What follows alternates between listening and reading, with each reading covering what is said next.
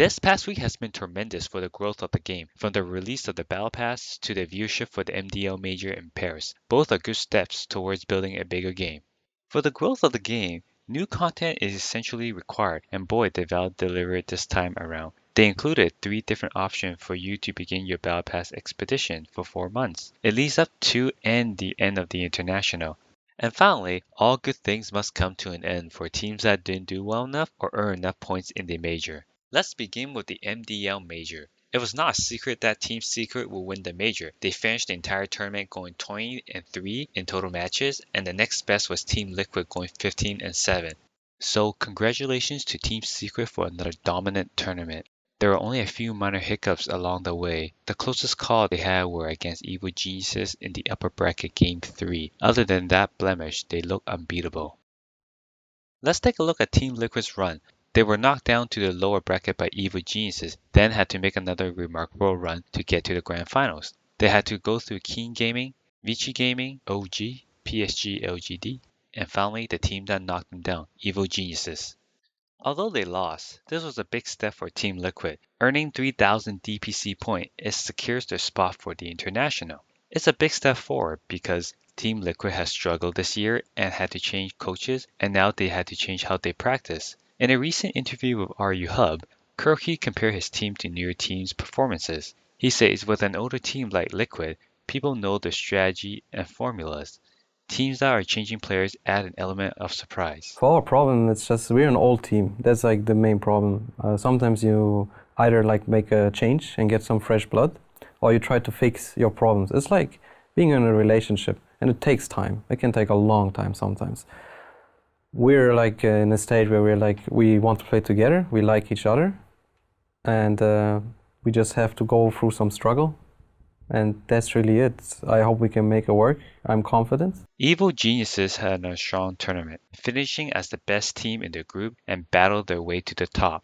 They only lost to Team Secret during a crucial team fight when Sumail got stuck on a cliff. The loss sent EG down to the lower bracket, and they struggled against Team Liquid during their rematch in the lower bracket finals. EG ended up finishing third. They now have been placed third in 4 major tournaments. With the MDL Major over, the teams will now shift their attentions to the last major of the season in Moscow, the Epicenter Major.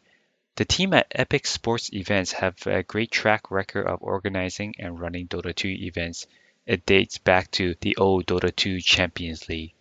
This will be the 4th installment of the Epicenter Major, and they're bringing back fun events such as casting contests. Now on to the happy or sad news depending on how you look at it. Chaos Esports Club have released Tavos and King RD, while Weeha will take a break from Dota 2 to take care of his health. The host left in the team was short-lived. Misery and HFM was quickly joined by Milan, Kezu, and Gunnar. That's right, Gunnar has found a new home and will be replacing Weeha in the middle lane. I think Gunnar is really good, and he's a kind of a young, up-and-coming player that has kind of shown himself to be good in his previous teams. I just felt like he might be somebody who can be at the top. I just had a good feeling about him.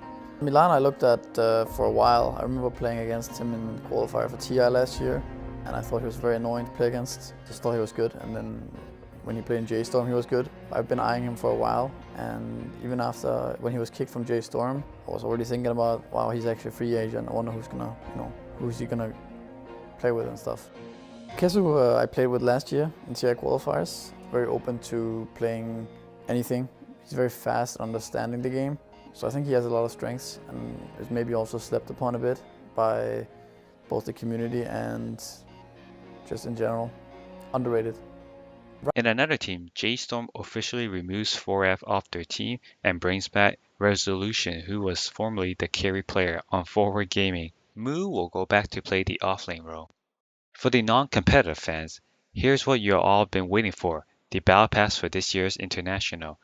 There are 3 tiers unlike the previous years of 2, level 1 and level 75. This year there are level 1, level 50, and level 100. This year's theme is blooming in the jungle.